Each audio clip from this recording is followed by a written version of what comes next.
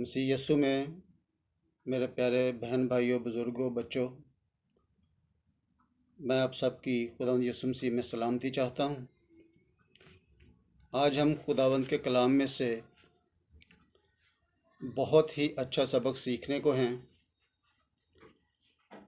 جب ہم خداوند کے کلام کو سیکھتے ہیں تو ہماری پوری توجہ، چاہے ہم ڈائریکٹ خدا کے کلام کو سن رہے ہوں یا کوئی ویڈیو سن رہے ہوں، ہمیں پوری توجہ کے ساتھ سننی چاہیے۔ ہم پڑھیں گے آج پہلا یوحنا اس کا 2 باب اور اس کی 17ویں آیت۔ دنیا اور اس کی خواہش دونوں مٹتی جاتی ہیں، لیکن جو خدا کی مرضی پر چلتا ہے وہ ابد تک قائم رہے گا۔ تو آج کا مضمون ہم اس آیت کے مطابق رکھتے ہیں، انسان کے لیے خدا کی مرضی۔ ہم اس آیت کے مطابق اور کلام میں سے ہم ڈھونڈیں گے، تلاش کریں گے، سیکھیں گے کہ خداوند کے کلام کے مطابق ہمیں کیسی زندگی گزارنی چاہیے کہ اس کی مرضی پوری ہو۔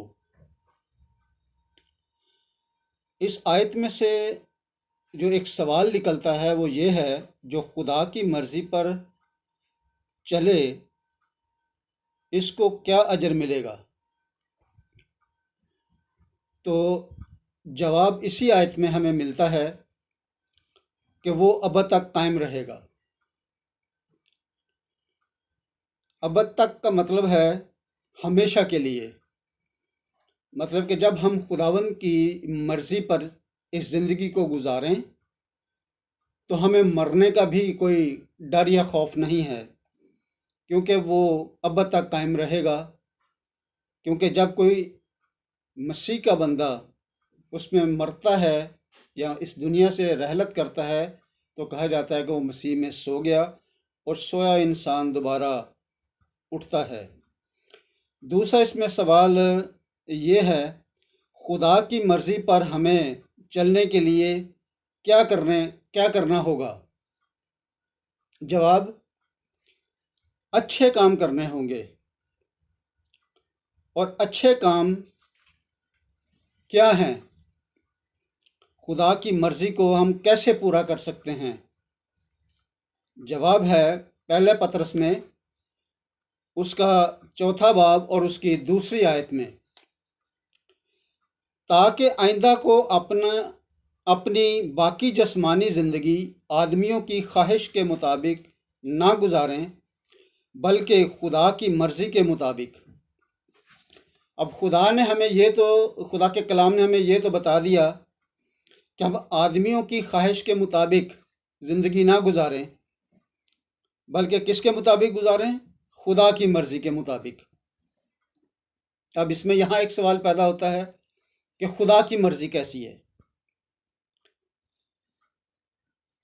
تو ہم خدا کی مرضی کو جاننے کے لیے کچھ نکات ہم دیکھیں گے، اور وہ نکات جب تک ہماری زندگی میں پورے نہ ہوں وہ خدا کی مرضی نہیں ہو سکتی۔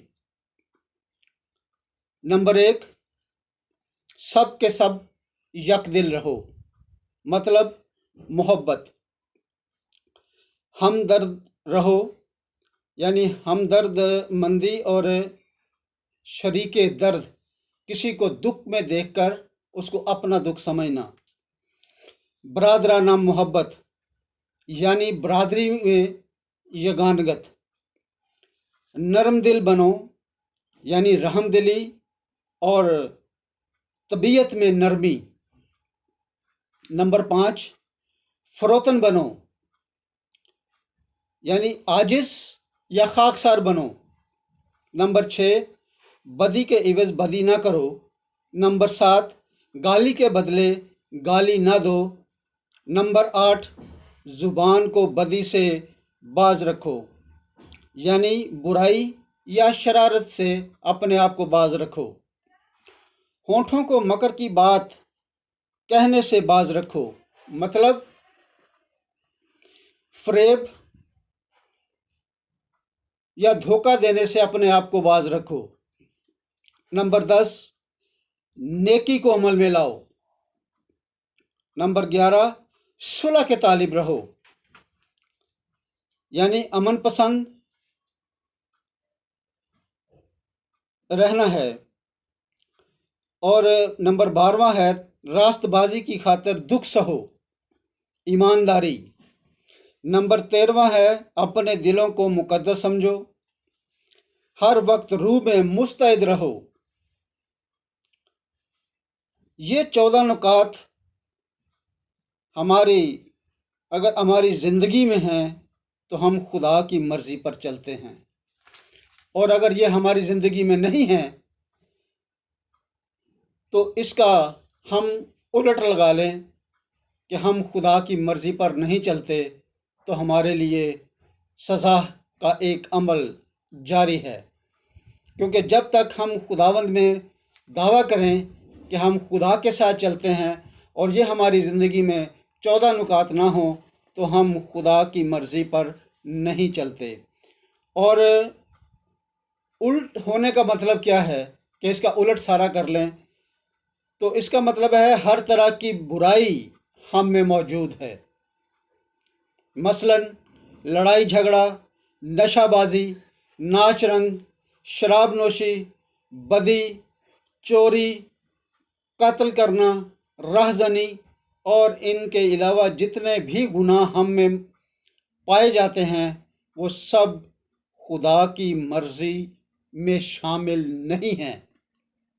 लिहाजा हमें इन तमाम चीज़ों से बाज रहकर हमें तमाम अच्छाई की तरफ तवज्जो देनी है, और हमें खुदा के कलाम के मुताबिक, अगर हम कहते हैं कि हम खुदा के लोग हैं, हम खुदा के बंदे हैं, हम खुदा के बेटे और बेटियां हैं, तो हमें आज अपने इस कलाम के मुताबिक सोचना है, अपने अंदर झांकना है, अपने अंदर एक अमल पैदा करना है कि हम अच्छाई की तरफ राग़िब हों।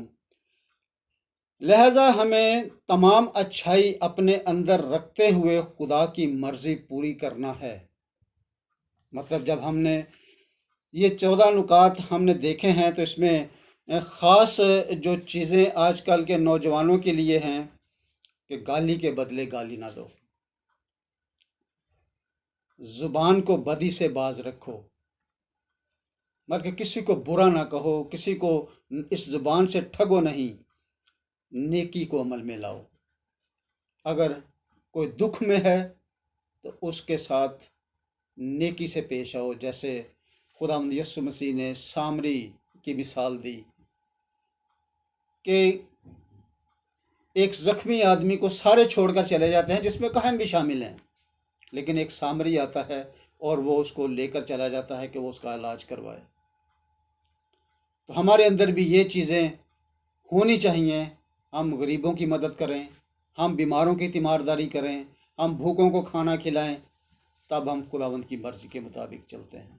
क्योंकि वो कहता है कि जिसने भूखे को खाना खिलाया उसने मुझे खाना खिलाया, जिसने किसी बीमार का पता किया उसने मेरी तीमारदारी की। तो खुदावंद के कलाम के मुताबिक आज हम इस अमल को अपने अंदर लाएं और इन तमाम बुराइयों को छोड़कर इन 14 नुकात को, यानी इन 14 अच्छाइयों को अपने अंदर रख लें, तो बाकी जितनी अच्छाइयाँ इसमें शामिल बल्कि नहीं लिखी गई, तो वो सारी की सारी अच्छाइयाँ हमारे अंदर आ जाएंगी। क्यों? कि जब हम खुदावंद को कबूल करेंगे तो खुदावंद हमारे अंदर आ जाएगा, पाकरू हमारे अंदर आ जाएगा। जब पाकरू हमारे अंदर आ जाएगा तो सारी बदियाँ निकल जाएंगी और सारी अच्छाइयाँ हमारे अंदर आ जाएंगी। तो हम खुदा के रास्तबाज लोग कहलाएंगे, क्योंकि उसने लिखा है कि पहले ढूंढो उसकी बादशाही तो सारी चीज़ें तुमको मिल जाएंगी। तो हमें खुदा की बादशाही की तरफ आना है। आज हम अपने गुनाहों का इकरार करते हुए, अपने कमियों का इकरार करते हुए हम खुदावंद यीशु मसीह के पास आएँ, उसकी बादशाही के ले लें, ताकि खुदावंद हमें बरकत दे। हम यीशु मसीह के नाम में इस बरकत को कबूल करें। खुदावंद आप सबको बड़ी बरकत दे। आमीन।